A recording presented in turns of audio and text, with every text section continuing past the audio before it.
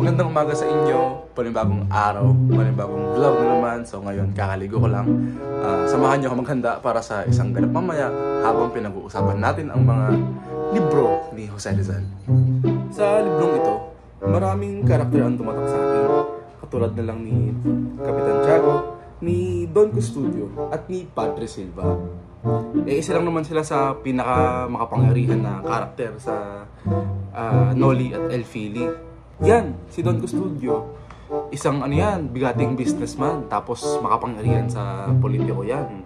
Sobrang sipag niyan, sobrang daming batas na nasagawa, tapos sobrang reliyoso. Si Kapitan Tiago, ganun din. Dikit sa mga praile yan, kay Padre Damaso. Tapos, isang negosyante din yan, tsaka naging gobernador. At lalong-lalo si Padre Silva, isa sa mga pinakamabait, pinakamatulungin na praile. Bago nating lang yan sa bayan ng San Diego. Tapos mabilis siyang umangat, mabilis siyang naging kilala ng mga tao doon.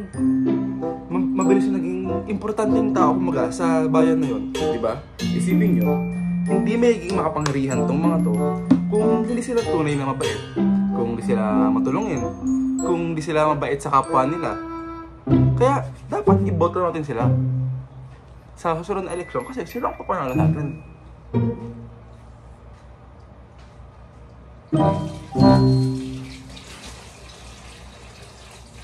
Saan pa kaya pwede humiram? Mabilis na loan approval. Loan app na hindi scammer. Mga taong kapos sa budget. Kung kapos